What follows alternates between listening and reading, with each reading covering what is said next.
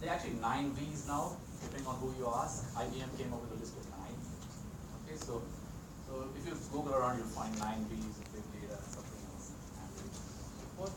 But by and large, what's happened is people have realized that you can now ask questions that you couldn't answer before because there's a whole ton of data with it. And then you can build applications on top of it. And the finance community actually has come late to this part of it. The marketing people have been there a long time ago. Okay, so fintech is sort of in some sense a little late. It's being, a lot of things are being called fintech that you wouldn't necessarily think about as fintech. But ad tech, for example, on the marketing side has been very well established. There's a whole ton of range of things that go in the ad tech space. And that's what's bringing up that LumaScape diagram. If you haven't seen that, let me see if it's come up by now, because that's an interesting diagram to look at. Nope. Go back one more. If only we could see this picture. Try one more time. Yeah, there it is. Now you can't see this, right? It's a horrible mess. But if you look at it closely on your own computer, this is sort of the tech space in marketing, and only in mobile. Okay, so if you try and create something like this for finance, which I'll show you a couple of slides down the road, it's much less thin than what we have in the marketing space. So on the left-hand side, you have the marketing guys, and then there's all these companies doing various things. So this is like app developers. There's a whole bunch of them over here. And you can go all the way to the side of the consumer, where you have people out here, and you've got all the apps on that side. You've got like carriers, you've got devices, you've got development platforms and tools, and each of these is the logo of one of these companies that does work in this space. Okay, so I run the analytics program back at my university, and we have a board.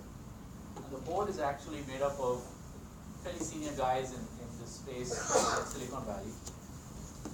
And the first thing they told us is, we produce a student that can't explain this diagram to us, we're not interested in hiring them. Okay, so what I suggest is take some time, look at the LumaScape diagrams, because they actually, if you're trying to understand the landscape of anything in the technology space, like ad tech, fintech, marketing tech, whatever it might be. So I'm speaking more generally about tech in general, not just fintech. You've got to be able to understand who all those players are and what they're doing in that space and how they make money. Okay, so that's one of the big things that I think is important for you, because people of my generation don't understand this, and you probably never will. Okay, but you're going to be living with this new sort of new world, and it's very interesting. I didn't know about this at all until this board came in and said, "Are you teaching your students this?" And we said, "Never seen this before in our lives." Okay, and I guess nobody here has seen it either before. Okay, so do spend some time on this, because the other reason I think it's worth your while spending time on this is because in India, that ecosystem will slowly build. And it'll probably follow the lines of this ecosystem that developed in the United States. And if you understand this well, you're probably ahead of the game over here in terms of understanding what pieces can be built. And if you look at a diagram of this and say, how many of these can I fill in the Indian companies in the same boxes? And you find there aren't that many, or you find a hole in one of these, then that's the place you can probably set up your own firm and get some mileage out of it. Okay, so that's just the LumaScape stuff. It's pretty interesting, and you can read about the LumaScape company and what they do. But I thought I'd just give you a picture there to give you some sense. So that's sort of the corresponding thing in the fintech space. Okay, so it's not very rich. We've got payments and transfers there, and a whole bunch of people, companies in that space. Lending is a big business as well, right? Then markets, like for example, some of these are based on Bitcoin, Coinbase, BTC, Ripple Labs, things of that sort. They're all Bitcoin-based fintech. Insurance is a huge area, by the way, in fintech, and we'll talk a little bit more about it. And then, all the portfolio management stuff, managing individual portfolios over time. So that's a pretty sparse thing. There's just about 6 different big segments here. And that's what I meant, that the fintech space is actually very thin right now compared to the marketing and ad tech space. Okay, so there's plenty to be done over here. Now, for example, you'll see some players like Capital One sitting inside here. Okay, so Capital One, you don't think of them as a fintech company, right? They're a credit card company. So what do they do sitting in that space over there? So Capital One, for example, is a company that makes money out of analytics. They're not making money out of spreads and charging, credit card fees and all that sort of stuff. What they have done very successfully in the US is they have decided to figure out how to lend to people nobody else will lend to or give a credit card to. And so they actually get a lot of individual data about people. They go below the cutoff for Visa, MasterCard, and all these other guys, and they give credit cards to people by running analytics on all this data they've collected for a whole bunch of folks. And they segment that population to the ones that they think are good and the ones they think are bad, and they own that space. Okay, so that's another one big piece of what they've done, and it works really well for them. So we can talk a few more as we go along, but by and large, the biggest space right now are these two things, the lending side and that payments and transfer. Okay, and I guess you already know that, it's sort of intuitive, but that's where most of you are. Okay. This place is going to grow actually. The whole robo investing space is going to grow, and I'll give you a reason for that as we proceed. Okay. So now there are two types of players in the fintech space. There's the small guys, they sort of sprinkle through here along with some big guys. And then there's the very big banks. The big banks are very slow to come to this party. Okay, they're kind of slowly struggling along and saying, okay, what do we do in this fintech space? So I started working here in India at Citibank, and the first guy I worked for, Piyush Gupta, is now the head of DBS in Singapore. And he basically last year said, we want to do analytics, we want to get into fintech, but we don't know what to do.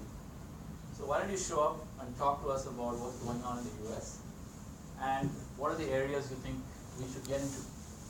So I made a list, and that's the list basically, roughly that's the list that was there. So for a big bank, you can do a bunch of things in fintech. And you can actually just pick one of these, build a company around it, and sell it to these providers. Okay? So one of them is like monitoring corporate buzz. Banks spend a lot of time actually doing that. Okay? They're worrying about what people say, so they're farming all the social media space to read all that, and then companies actually provide them that layer. Okay. The second one is just understanding more profitable customers. I gave you that Capital One example, but there's a whole bunch of other examples that work as well. Okay. Targeting new clients, that's big business. Okay, because every time you capture somebody and you hold it, you're basically comparatively better than somebody else. Plus, if you understand a customer well, you're going to offer him a lot of products that are much better than what other people are offering. So there's a lot of targeting that's going on right now based on your social media activity in terms of offering products. So there's a whole range of things called Cardlytics, for example. There's a company called Cardlytics. What Cardlytics does is they add on to, say, your Bank of America bank account. They look at all your spending activity, and by looking at spending activity, they decide what offers you should be getting. So in the US, in fact, if you bring up your bank account on the screen, below some of your items that are debited on your account will actually show up like a free coupon, 15% off at this store, things like that. All that is being served up by Cardlytics. Okay, so Cardlytics is basically providing an understanding of what the customer is and then trying to target ads. So junk mailing, for example, do you know what the response rate to junk mails are? Paper, email, whatever, it's about 1%. Okay, and you still get a lot of junk in your mailbox. The reason you get it is because even after the cost of junk mails and a poor 1% response rate, people are still making money on that. What's happened with profiling, so analyzing this data and actually profiling customers and sending them only the stuff they need, that has raised response rate to about 15%.